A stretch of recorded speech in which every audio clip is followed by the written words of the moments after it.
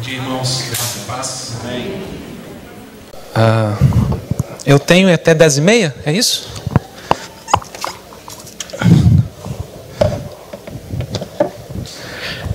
Mais ou menos 10h30.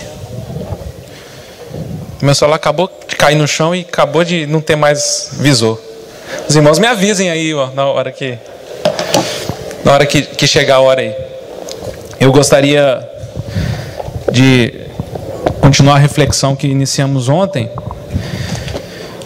quando nós meditamos na questão de que o Senhor Jesus é o Messias de Deus. Ele é o Cristo, Ele é o prometido.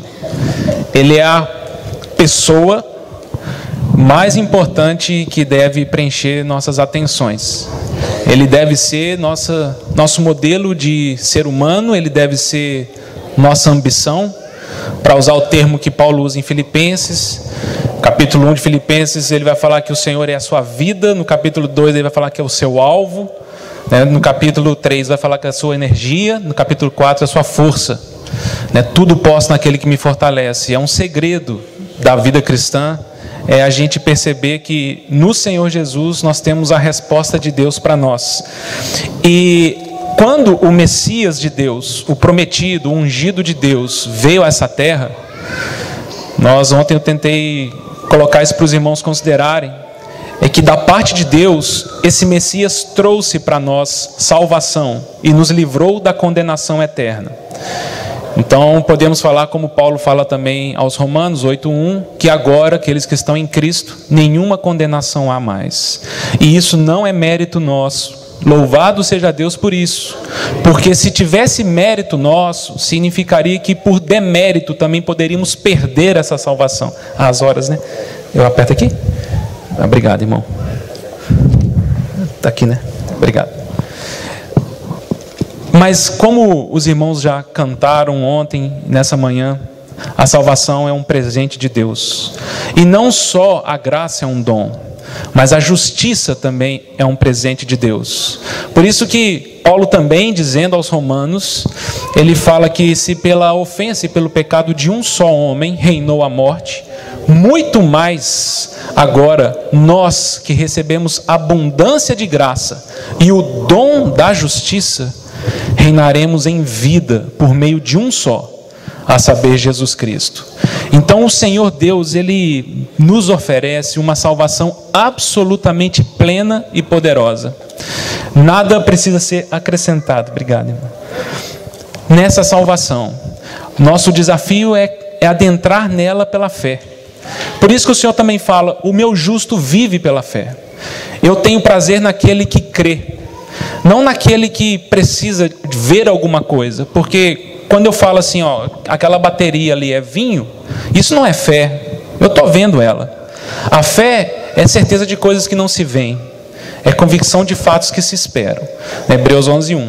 De maneira que o Senhor, Ele vai e Ele tem todo interesse de provar a nossa fé. E nós precisamos enxergar isso como uma bondosa mão de Deus nos preparando para a eternidade.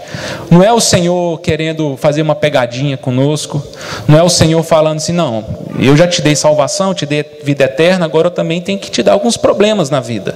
Também não é tudo assim fácil, mas não é isso que o Senhor tem em mente. O Senhor, quando Ele nos salva e quando o Messias vem, Ele nos livra da condenação e Ele nos afirma que nos amará eternamente. Essa é a base da nossa fé e por meio disso nós corremos após Ele, porque Ele sempre tem se revelado um Deus com pensamentos de salvação para nós. E aí eu gostaria nessa manhã de trazer essa reflexão de qual que é o impacto então da vida ou da vinda no Messias para o nosso coração. O que significa isso também? Porque muitas vezes nós reduzimos nossa experiência com o Senhor Jesus, achando que agora que nós fomos salvos, acabou as coisas. E na verdade é exatamente o contrário. Quando nós cremos no Senhor Jesus, é aí que a nossa história se inicia.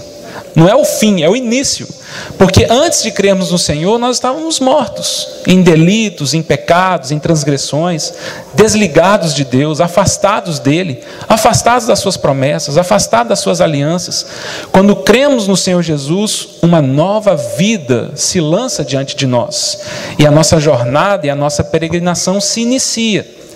Então, aquela mentalidade que às vezes nós temos de eu já aceitei ao Senhor Jesus, os irmãos já me disseram que essa salvação é pela graça, eu não vou perder minha salvação, então beleza, eu posso viver a minha vida, eu posso fazer o que eu quero, porque já estou garantido. E é aquela mentalidade do, se eu for lixeiro no céu, já está bom demais, né? Prefiro ser lixeiro no céu que príncipe no inferno. Mas ela é uma visão míope, é uma visão que apequena a missão do Messias em nossa história. Porque o Senhor Jesus, ele não é um passaporte que nos dá céu. Ele não é um passaporte que nos dá vida eterna e pronto, agora eu posso viver minha vida. O Senhor Jesus morreu na cruz por mim, ele me salvou eternamente e agora eu vou continuar minha vida aqui. E quando eu preciso dele, eu aciono ele, né? Quando eu estou andando na rua e vejo um pivete chegando, aí eu lembro que ele existe. Aí eu oro, Senhor, tem misericórdia, me livra do pivete. Aí o pivete vai embora, aí eu continuo vivendo minha vida. Aí eu vou fazer uma prova na escola, Senhor, me faz lembrar a matéria. E nós temos um relacionamento com ele um pouco assim, de nós decidimos quando o acionamos, nós decidimos quando nós devemos interagir com ele. E sem dúvida é muito incompleto, é muito raso nós nos relacionarmos com o Senhor Jesus dessa forma, porque o convite dele é muito mais amplo para nós. E eu gostaria então de ler com os irmãos 2 textos. Um está em Lucas,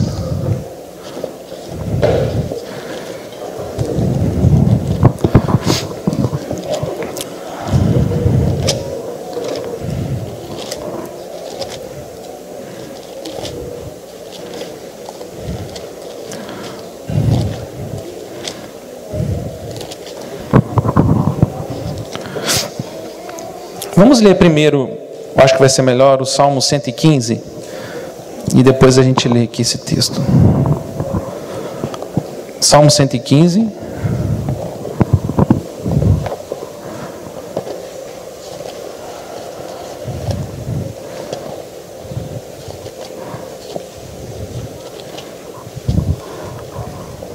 Versículo 1.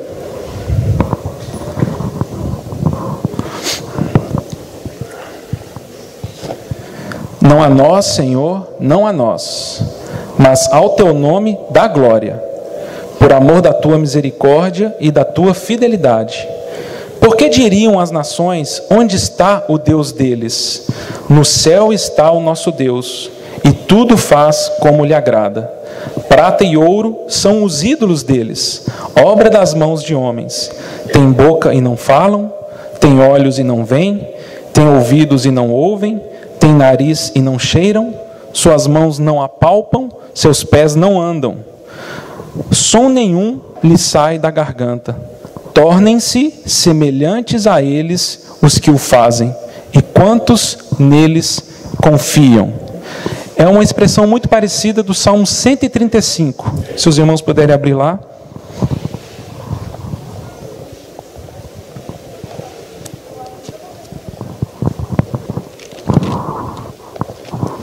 Salmo 135, versículo 15. Os ídolos das nações são prata e ouro, obra das mãos dos homens. Tem boca e não falam, tem olhos e não veem, tem ouvidos e não ouvem, pois não há alento de vida em sua boca. Como eles se tornam os que os fazem, e todos os que neles confiam. E aí sim, Lucas, capítulo 7.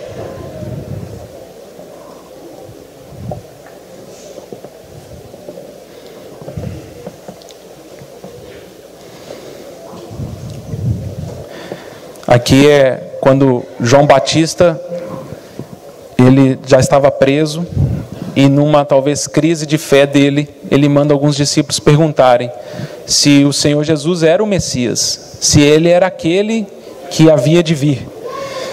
E versículo 18 de Lucas 7 diz: todas essas coisas foram referidas a João pelos seus discípulos, e João, chamando 2 deles, enviou-os ao Senhor para perguntar: és tu aquele que estava para vir, ou havemos de esperar outro?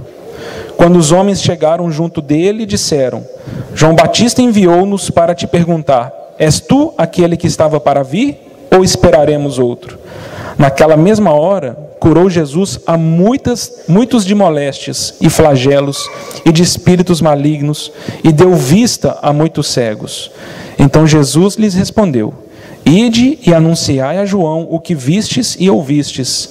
Os cegos vêm, os coxos andavam, os leprosos são purificados, os surdos ouvem, os mortos são ressuscitados, e aos pobres anuncia-se-lhes o Evangelho. Senhor, como nós temos proclamado nessa manhã, Jesus Cristo é o nosso Senhor, e nós desejamos de todo o coração nos submeter ao senhorio de Cristo, Senhor. Por isso consagramos esse tempo a Ti, santifica esse momento. Senhor, queremos reverenciar Tua palavra e queremos ser enchidos de temor, Senhor, diante das Tuas advertências e diante também das Tuas promessas. Ajuda-nos, Senhor, abre os nossos olhos, alarga a nossa visão, dá-nos entendimento, Senhor, para servirmos a Ti de uma forma mais desimpedida, Senhor. Senhor, livres de toda idolatria, livres, Senhor, da sedução dessa terra, das mentiras desse mundo, Senhor, do convite do sistema. Conquista o nosso coração para Ti. O Senhor merece, Senhor. O Senhor merece toda a nossa consagração e desejamos correr a Ti, Senhor.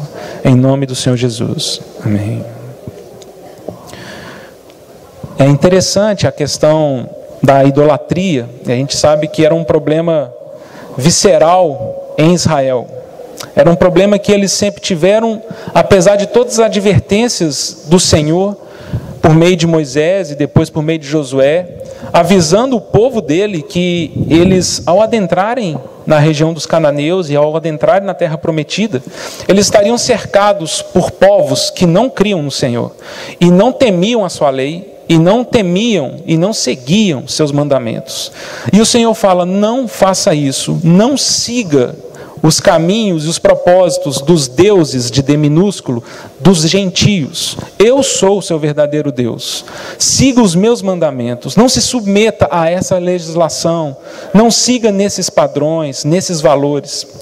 E nós sabemos que foi uma luta muito grande para Israel, e Israel constantemente se curvava a servir outros deuses, aos Baalins, Astarote, o exército do céu.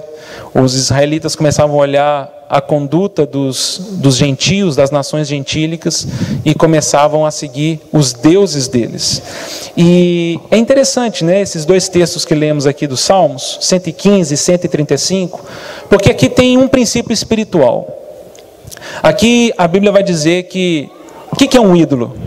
O ídolo é qualquer pessoa, ou potestade, ou entidade, ou filosofia, ou modelo de vida que se torna direção para nós, se torna o nosso Deus, se torna aquele que fala: você vai seguir por esse caminho, a sua vida vai ser assim. E é claro que todo Deus, ou falso Deus no caso, ele nos oferece das suas benesses e também tem seu preço a ser pago. E eles vão oferecer essas questões para cada um de nós, e no Velho Testamento não era diferente, mas o ídolo que Israel se curvava, o Senhor Deus falava: é uma loucura que vocês estão fazendo, porque isso é falso, foi criado pelos homens, isso não é eterno, o único eterno sou eu. Um ser humano quer saber o melhor para ele, ele deveria perguntar para mim, porque fui eu que os criei. O ser humano foi criado por mim, eu sei o que é o melhor para você. E o ídolo, ele se caracteriza pelo fato de ter olhos e não vê, ouvidos e não ouve, boca e não fala, pernas e não anda, braços e não toca, boca e não fala. E o que é interessante é que nesses 2 textos, a palavra de Deus traz uma sentença. Ele fala: e todos aqueles que os adoram tornam-se semelhantes a eles. Eles se tornam surdos, eles se tornam mudos, eles se tornam incapazes de andar, eles se tornam incapazes de mexer, de tocar, porque eles limitam a sua existência em coisas limitantes. Eles se tornam a mesma coisa, porque como o Senhor Jesus também diz, que nunca um discípulo será maior que seu mestre, então o máximo que pode acontecer com um discípulo é tornar-se igual ao seu mestre, e para nós o nosso coração queima com essa sentença, porque nós queremos ser como o Senhor Jesus, mas quando eu falo isso com um ídolo, significa que o máximo que eu posso me tornar é semelhante a um ídolo, vão, inútil, que caminha na sua vaidade e tem aparência de saúde, tem aparência de vitalidade, mas ele é cego, surdo, mudo, coxo, leproso, impuro.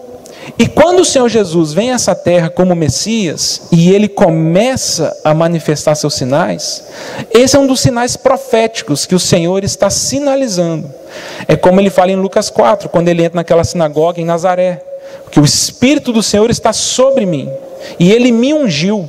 Eu sou o ungido de Deus para dar vista aos cegos, para que o mudo volte a falar, para que o evangelho chegue aos pobres, para que as pessoas elas possam ser transformadas. E o que significa isso? Significa que nessa figura profética, o Senhor Jesus como Messias, ele quer me libertar e te libertar da idolatria. Ele quer nos libertar da influência e da operação dos falsos deuses e falsos ídolos que limitam a nossa vida e prendem-nos em grilhões espirituais, emocionais, psicólogos, psicologia, a alma, e nos adoece. E o Senhor Jesus fala: venha a mim, porque eu tenho poder. Você quer falar? Você quer voltar a ver? Você quer voltar a ouvir? Eu sou ungido, que tenho esse poder de transformar a sua vida e te libertar de uma vida presa, de uma vida paralisada, de uma vida, como algum irmão já disse, você não vive, você existe. Porque a vida só há em Cristo Jesus. Só há vida em Cristo Jesus. Quando nós saímos de Cristo, nós não experimentamos vida, nós experimentamos apenas existência. Nós existimos sem gozar da proposta do Criador de uma vida como ser humano. E é nessa perspectiva que eu queria convidar os irmãos a pensarem nessa manhã, de que quando o Senhor Jesus ele adentra na nossa história, ele está falando: você terá a vida eterna, mas perceba, isso é um bônus que eu estou te dando, porque o que é mais revolucionário na minha experiência com o Senhor Jesus é que Ele quer me salvar de mim mesmo. Eu não serei o que eu sou. Ele vai me transformar. E isso é uma das coisas que me impressiona muito. Lá em Belo Horizonte, nós estamos há 7 anos estudando Romanos. E nós estamos em Romanos 12 ainda. E nesses 7 anos que nós temos tido a oportunidade de estudar Romanos aos domingos, isso foi uma das coisas que mais me marcou. Porque nós sabemos que Romanos é a epístola de Paulo, onde ele, de uma forma sistemática, organizada, ele tenta expor o Evangelho de Cristo. A perspectiva do Evangelho e da salvação que Deus nos dá por meio do Senhor Jesus.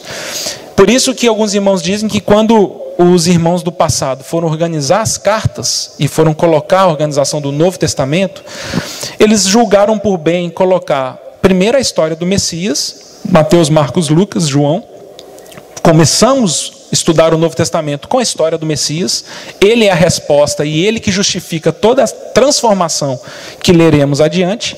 Depois eles colocaram um outro livro histórico, que é Atos, mas eles julgaram que a primeira epístola, a primeira doutrina que nós deveríamos ler no Novo Testamento seria Romanos, porque é a epístola que organiza e nos explica o Evangelho de Deus. É o começo do livro de Romanos. Não me envergonho do Evangelho de Deus, porque ele é poder. Há um poder para transformar as nossas vidas. E quando nós vamos ler Romanos, para nossa surpresa, o foco, a ênfase de Paulo não está em Satanás, não está no diabo, não está no inferno, não está em nos tirar de lá para trazer para cá. Inclusive Satanás em Romanos aparece só uma vez, que é em Romanos 16, no final do livro, quando ele fala que em breve o Senhor esmagará a cabeça de Satanás. O Deus da paz já venceu as coisas. Satanás, ele é absolutamente coadjuvante no evangelho de Deus para nós. E qual que é a ênfase que Paulo traz em Romanos? Deus quer te salvar de você mesmo. Esse velho homem que foi corrompido, essa natureza caída, esse Adão maldito que se afastou de Deus, que cuspiu na cara do seu Criador e recusou ser um adorador. Deus te salva de você mesmo. Você precisa ser transformado, uma nova identidade tem que surgir em você. E aí nós vamos perceber que todo esse trabalho, e isso, irmãos, é uma ótima nova. São boas novas para nós, porque eu não serei quem eu sou, eu serei transformado. Porque convenhamos, o céu pode ser o melhor lugar do mundo. Pense aí, o lugar mais bonito que for, a situação mais agradável que seja. Se eu for para esse lugar viver eternamente do jeito que o meu coração é hoje, eu vou descobrir que o inferno não é um local, o inferno é o meu coração.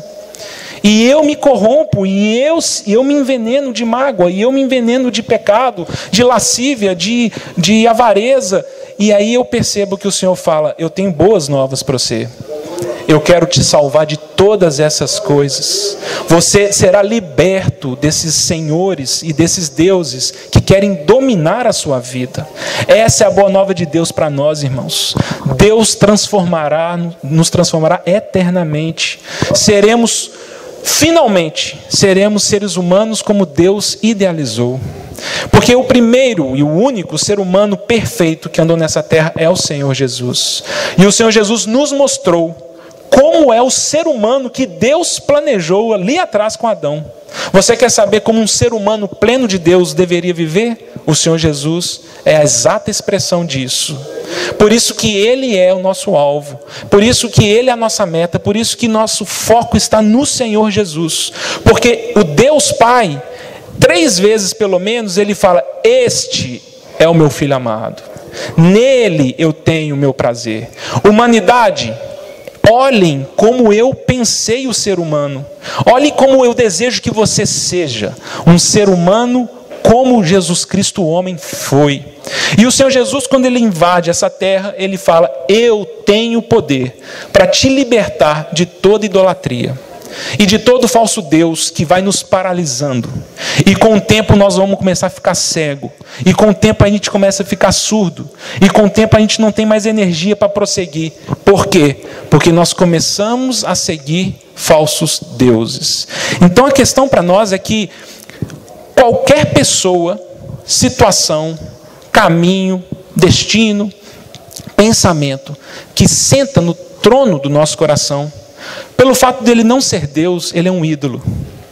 Ídolo é qualquer coisa que assume o papel de Deus na nossa vida. É qualquer coisa que a gente se prostra diante dele. Fala: eis-me aqui, quais são as regras? Obedecerei. O que o Senhor tem para mim? O meu tempo, a minha dedicação, a minha energia, o meu coração, eu te dou. E quando isso acontece, nós nos tornamos idólatras. Passamos a servir ídolos. E isso nos corrompe como identidade de seres humanos. E nos afasta de sermos seres humanos plenos, conforme Deus planejou para cada um de nós. O Messias, Ele vem para a nossa história. E Ele quer nos salvar de nós mesmos todos os dias. Ele quer nos transformar de glória em glória. Ele quer que a gente experimente essa renovação de vida, aonde de repente nós podemos testemunhar aquilo que os discípulos de João Batista viram. Fala: olha, quando eu convivo e quando eu estou na presença do Senhor Jesus, os meus olhos são abertos, os meus ouvidos ouvem, minha boca fala, porque Ele é o ungido de Deus. E é interessante esse paralelo aqui do serviço. Essa palavra é uma palavra que ela aparece poucas vezes no Novo Testamento, que é latreia, que é o paralelo de idolatria, porque a palavra idolatria é eidos latreia, né, no grego, que é serviço a ídolos. Essa palavra latreia, ela aparece em Romanos 12, ali quando Paulo vai dizer que nós devemos oferecer a Deus um culto racional. Essa expressão culto racional no grego é logiken latreia. É um serviço consciente. Eu voluntariamente decido servir a Deus. Então nós temos duas opções, irmãos. A nossa vida e as coisas do Senhor são sempre muito, muito radicais.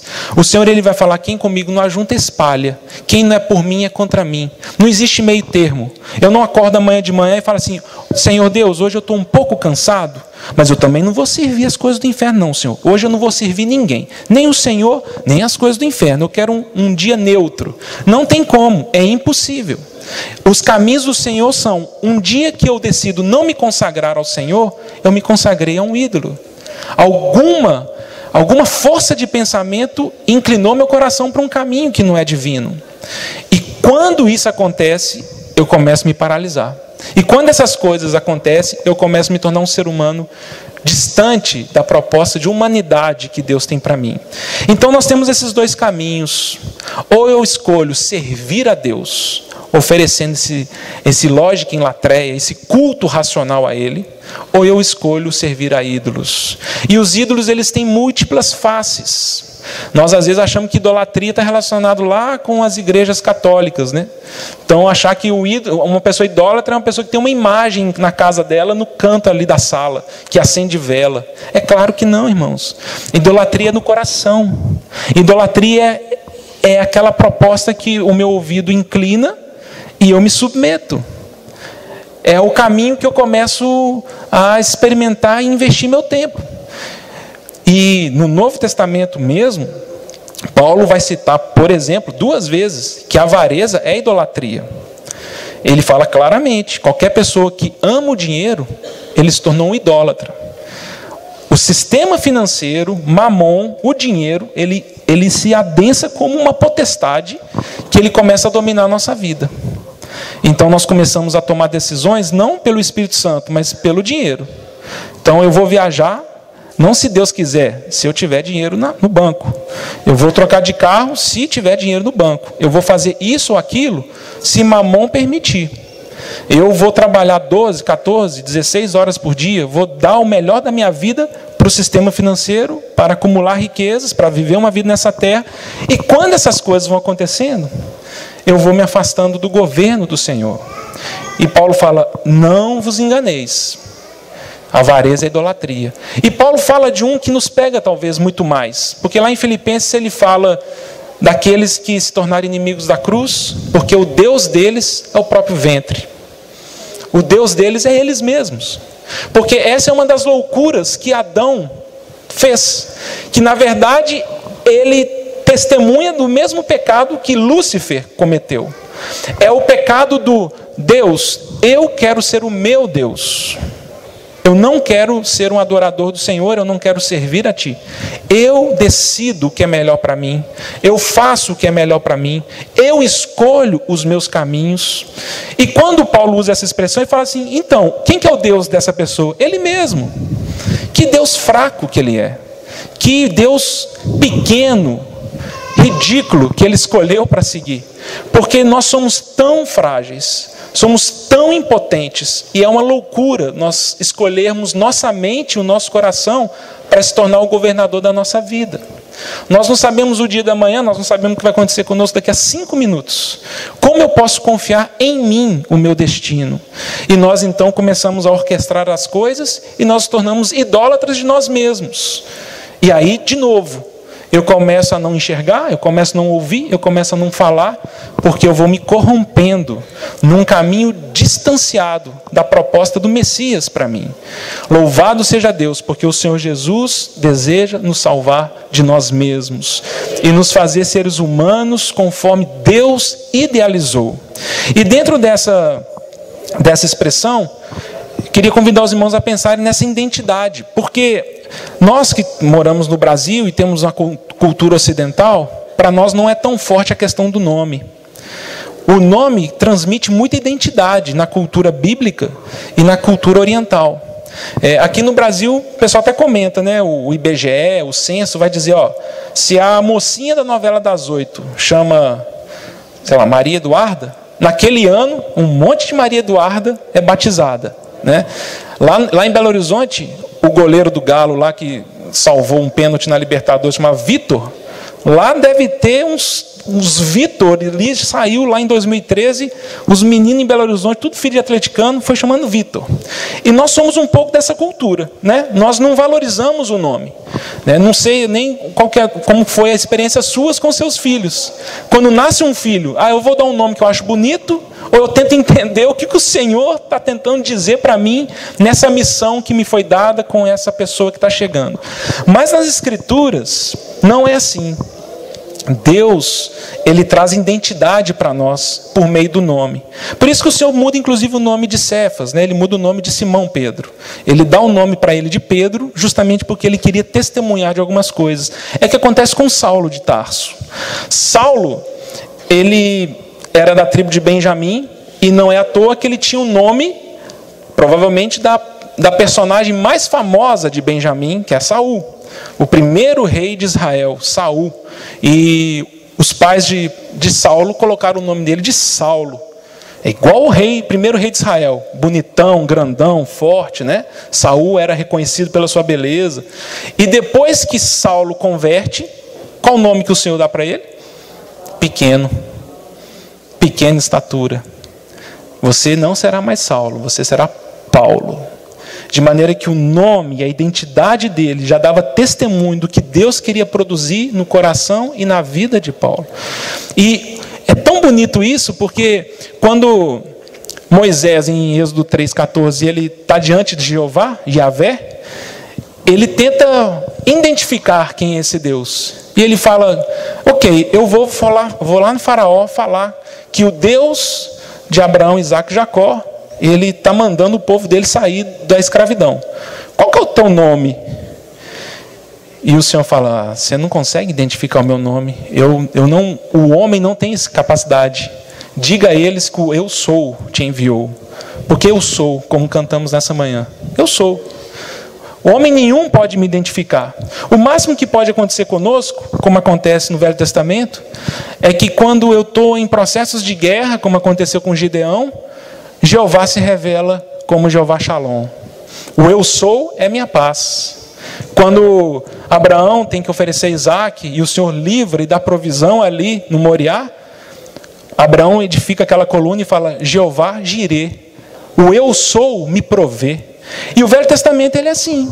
Deus ele se revela como eu sou o seu pastor, Salmo 23:1. Eu sou sua justiça, como Jeremias fala. Eu sou aquele que te provê, eu sou aquele que te sara, Jeová Rafá. Então o Senhor ele é ilimitado no seu nome. É a resposta que Deus dá para o pai de Sansão. Né? Quando ele fala assim, qual que é o teu nome? Ele fala assim, por que você pergunta o meu nome? Meu nome é maravilhoso demais para você. Senhor Deus, ele não consegue se reduzir numa única identidade. Irmãos, e é igual ao Senhor Jesus. É igual ao Senhor Jesus. Lá em João coloca 7 vezes o eu sou para o Senhor Jesus. Não é? Eu sou o pão da vida, eu sou a luz do mundo, eu sou a porta das ovelhas, eu sou o bom pastor, eu sou a ressurreição e a vida, eu sou o caminho, a verdade e a vida, eu sou a videira verdadeira. Eu sou. E uma das coisas que deixou os judeus enfurecidos foi que quando eles estavam falando de Abraão, para o Senhor fala assim, antes de Abraão ser, eu sou. E eles falam assim, rapaz, você está falando que você é Deus? Queriam pegar pedras, queriam matar o Senhor Jesus, porque o Senhor Jesus também tem um nome acima de todo nome. E nós não conseguiremos por toda a eternidade reduzir e fechar o Senhor num único nome. Por isso que em Apocalipse 19, quando João tem aquela visão do Senhor montado no seu cavalo, junto com as suas miríades, descendo a terra, os irmãos lembram que diz lá? E ele tem um nome na sua coxa que ninguém conhece, apenas ele sabe, porque o Senhor Jesus ele é infinito nas suas características. É impossível qualquer um de nós falar assim, já sei tudo do Senhor Jesus, já compreendi ele plenamente. Nós não vamos conseguir, e nós teremos toda a eternidade para conhecê-lo cada vez mais. Mas o fato é que o Senhor deseja, na minha história e na sua, transformar nossa identidade. Ele deseja mudar nosso nome espiritual. Ele deseja que no final da nossa vida nós sejamos outra pessoa. Ele quer falar, Pablo, você não será mais assim. Você será transformado. liberto da idolatria, liberto dos ídolos que te paralisam, você será liberto pela unção do Messias e a sua vida será transformada. E eu gostaria de terminar dando o exemplo, talvez, do nome mais famoso que foi transformado na Bíblia, que é o de Jacó. Porque Jacó, quando ele nasce, conhecemos a história, Jacó era gêmeos, né, que estavam na barriga, e é muito interessante, porque nasce Esaú primeiro, e nasce um menino peludão, e aí a mãe dá o nome para ele de peludo, que é Esaú, e é pele vermelha, né, porque ele nasceu ruivo e tal. E quando Esaú está saindo da barriga, a mãozinha de Jacó estava segurando o calcanhar dele, né, segurando o pezinho dele. E eles acharam interessante isso, e então Rebeca resolve dar o nome para o seu caçula de Jacó. Ou a gente às vezes chama de suplantador, ou aquele que segura no calcanhar, aquele que pega no calcanhar. E percebam que a história de Jacó é uma história de pegar no calcanhar. Ele tenta sempre se agarrar nas coisas. Então depois, mais velhos, ele percebe que pelo fato de Esaú ser o primogênito, ter uma bênção da primogenitura, ele tenta agarrar nessa bênção da primogenitura e ele vende aquele prato de comida em troca da bênção da primogenitura. E aí depois, com a ajuda de sua mãe, eles resolvem fazer uma trampa ali, uma armadilha para o pai, enganam o pai para receber uma bênção de Isaac. E essa história ela é triste, né? Se os irmãos pensarem um pouco, é triste. Eu até vou abrir um super parêntese, porque me fala muito ao coração, principalmente as irmãs. Porque a Bíblia diz que o Senhor já tinha profetizado, antes dos dois nascerem, já foi profetizado que o mais velho serviria o mais novo. Já estava profetizado. Deus já havia estabelecido isso. Nós não sabemos qual era a angústia de Rebeca. Talvez ela fale assim, meu marido, e literalmente, né, Isaac estava ficando cego. Meu marido está cego. Ele vai acabar abençoando o errado. Ele não está entendendo a vontade de Deus. Eu preciso fazer alguma coisa. O meu marido não viu o que eu vi. E Deus falou. E na ânsia de tentar, entre aspas, ajudar Deus, ela sambou tudo. E ao ponto de, muito triste, né? Porque ela fala para Jacó. Jacó fala, mãe, eu não posso fazer isso. Como é que eu vou mentir para o meu pai? Ele vai me amaldiçoar. Ela falou que a maldição cai em mim. Eu assumo toda a responsabilidade. E pela história nós conhecemos, ela era muito apegada a Jacó, porque ele era um homem pacato, um homem do lar, devia ajudar a mãe a fazer comida, assar pão de queijo, devia ajudar a mãe a lavar prato, né? E Esaú era homem do campo. Esaú era o machão, voltava de noite mostrando lá as caças que ele tinha conquistado, homem de guerra, valente, forte. Isaac gostava de Esaú, Rebeca gostava de Jacó. E é triste porque quando Jacó então engana o seu pai e recebe a bênção, Esaú fala assim, como é que é? O meu irmão fez isso? Não tem problema nenhum. Quando meu pai morrer, eu mato ele. Na hora que meu pai morrer, eu mato Jacó, para ele deixar de ser besta. Rebeca ouve isso e fala, foge, filho. Foge que seu irmão vai te matar. Vai embora, vai lá para minha parentela. Vai lá porque eu tá lá, tem Labão ali, você foge dele. E aí é muito triste na história de Rebeca, porque ela nunca mais vê o seu filho. Quando ele volta, ela já tinha morrido. E essa é a desorganização que às vezes nós queremos, entre aspas, ajudar a Deus, desrespeitando princípios que Ele não nos autoriza a desrespeitar. E às vezes nós achamos que me dá o direito de desrespeitar as coisas de Deus porque Deus já falou alguma coisa. E me parece que aquele conselho que Pedro dá às irmãs, lá em 1 Pedro 3, fala assim, aprenda com Sara, se submeteu, aquietou. Falou, se Deus falou, se essa é a vontade de Deus, vai acontecer.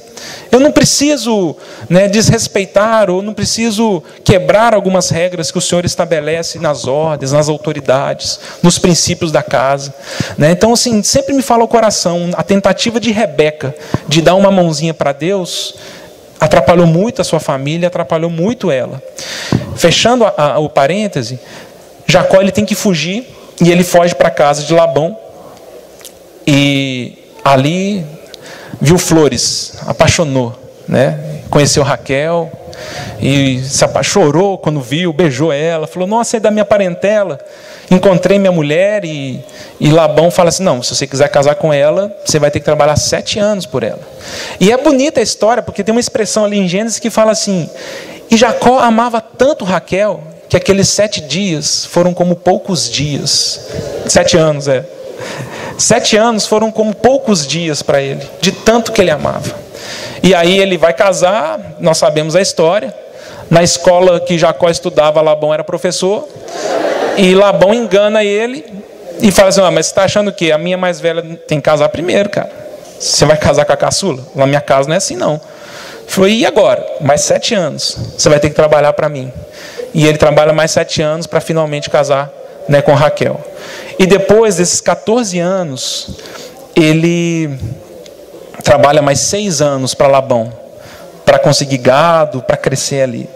Só que é interessante na história de Jacó que quando Jacó ele foge da sua casa, o Senhor Deus se revela a ele, né? A famosa história de Betel.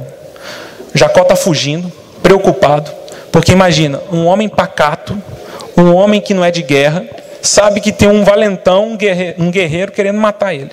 Ele foge. E naquela noite que ele para dormir, o Senhor se revela a ele. E ao se revelar, ele fala assim: eu tenho uma aliança com você. E eu vou abençoar a sua posteridade. E você precisa se consagrar a mim.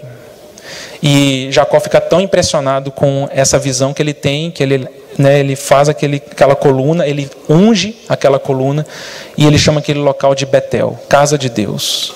Então aqui Deus está, Deus falou comigo. E passam-se 20 anos, não é um dia, não é um mês, não é um ano, 20 anos. Deus fala com Jacó: Jacó, você precisa voltar. Você lembra o que eu te falei? Você precisa voltar. E Jacó então cria coragem para voltar. Mas eu imagino que para ele não deveria ser muito fácil, porque ao voltar ele teria que encarar Esaú.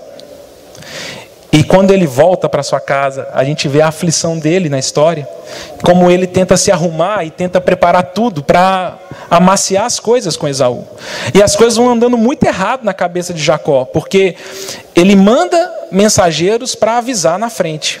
E quando os mensageiros voltam, eles falam assim, Jacó fala assim: vocês encontraram Esaú? Encontramos. Você avisou ele que eu estou voltando? Avisamos. E aí? Não, ele está vindo em sua direção, com 400 homens. E Jacó temeu muito. A Bíblia fala que ele temeu muito. E Jacó agora não sabe o que fazer. Ele não sabe como reagir, ele não sabe como trabalhar, ele não sabe o que fazer, como que nós vamos...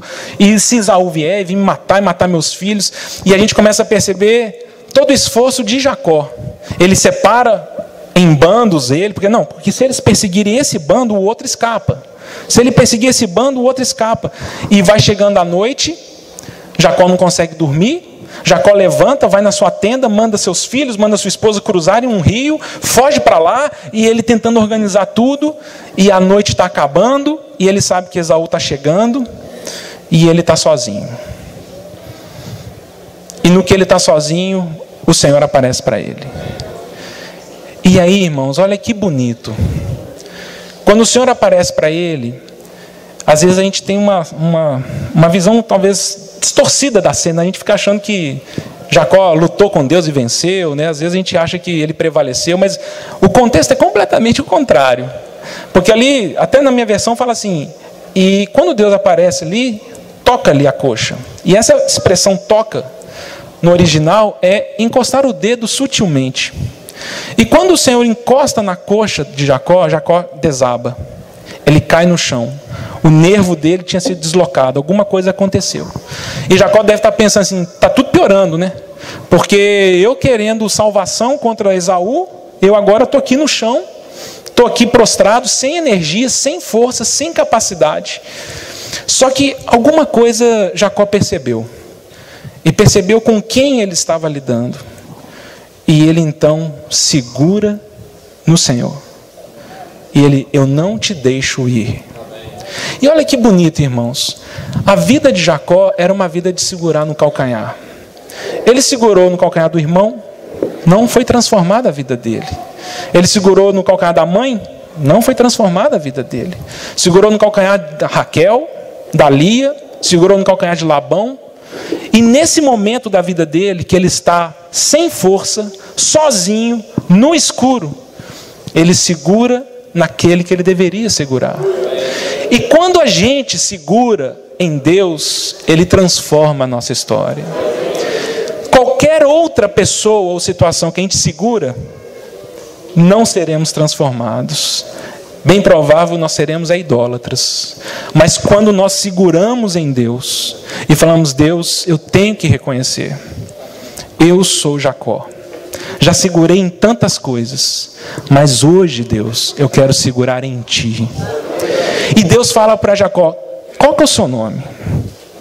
E Jacó fala: eu sou aquele que segura no calcanhar. E Deus fala: a partir de hoje você será Israel. Porque quando nós nos consagramos e nos dependemos de Deus, Ele transforma a nossa vida. Quando nós dependemos de qualquer outra coisa, nada muda. Ou pior, nós regredimos. Nos tornamos seres humanos piores do que éramos, inclusive quando convertemos. Mas quando é Deus o nosso socorro, quando é Deus aquele que em abraço, Ele muda a nossa história. E tão bonito, porque o Senhor o chama de Israel. E a Bíblia fala que quando acaba essa experiência, né, de Jacó, o dia começa a nascer e não tem jeito de fazer mais nada, porque ele já vê Esaú e os homens dele chegando. E a Bíblia fala então que Jacó, ele vai se curvando e ele vai se aproximando do irmão dele, né, se prostrando 7 vezes. Ele vai se aproximando. Mas quando ele chega perto de Esaú, Esaú vem chorando, o abraça, o beija. Ali tem perdão, ali tem restauração.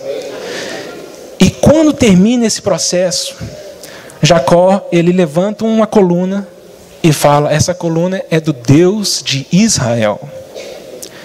Porque Deus tem poder para transformar a nossa história e mudar a nossa identidade.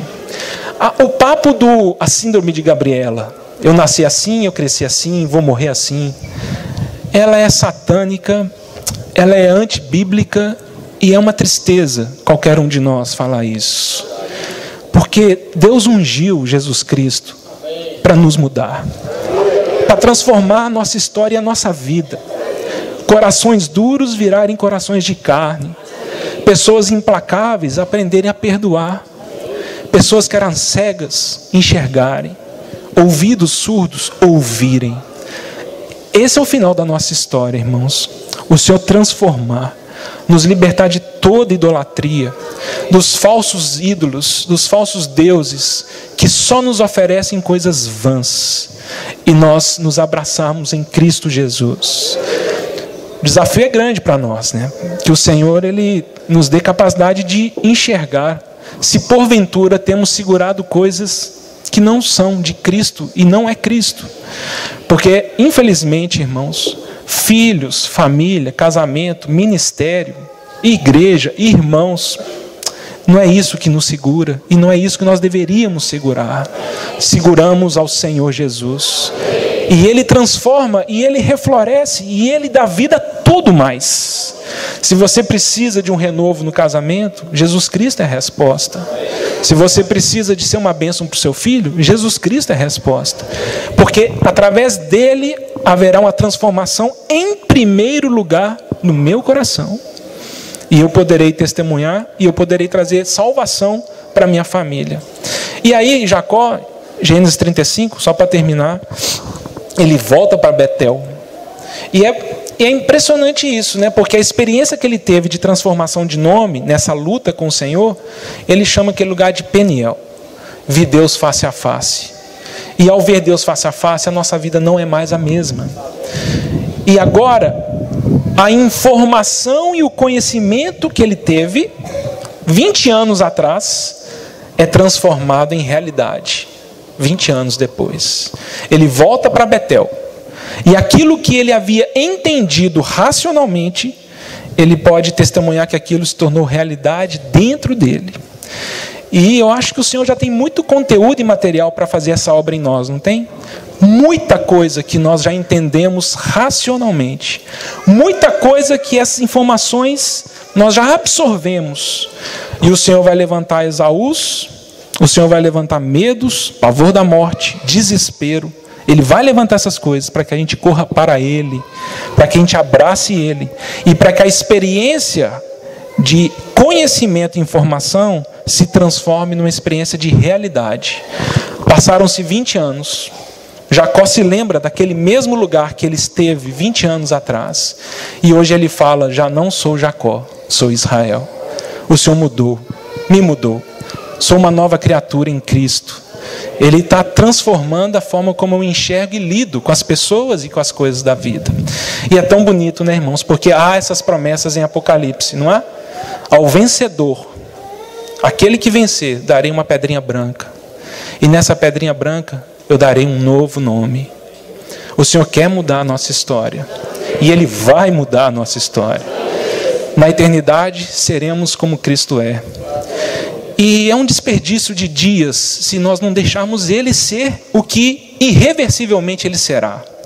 Se Ele será nosso Senhor por toda a eternidade, que permitamos que Ele seja nosso Senhor hoje. No dia de hoje, Senhor, eis-me aqui, Senhor. Eu quero largar todos os ídolos, tudo aquilo que eu já tentei, e eu vi que não mudou minha vida. Eu quero me agarrar em Cristo Jesus. Romanos 8, 29, existe já essa promessa: aqueles que Ele conheceu, também os predestinou para serem a imagem de seu Filho. Estamos predestinados a sermos seres humanos como Jesus Cristo. E aí é 1 João 3, 1 e 2. Vede que grande amor nos tem concedido o Pai, porque ainda não se manifestou o que havemos de ser. Mas quando se manifestar, seremos como Ele é. Na eternidade, irmãos, o Senhor Deus olhará para a raça humana e Ele falará: finalmente a raça humana é o que eu idealizei, porque todos serão como Jesus Cristo. Esse é o nosso destino. Esse é o caminho que nós vamos trilhar. E a minha oração é que meu coração seja ensinável e que eu pare de lutar contra a soberania de Cristo na minha vida e que Ele me dê a capacidade de ver as bobagens e as futilidades que têm sido bases da minha história, coisas que eu tenho segurado e não tenho deixado largar, e eu possa reconhecer onde está o Senhor, e ao reconhecê-lo, eu falarei para Ele: não te deixarei ir, não te deixarei ir. O Senhor é a minha bênção, transforma a minha vida, transforma meu coração. Que o Senhor nos abençoe.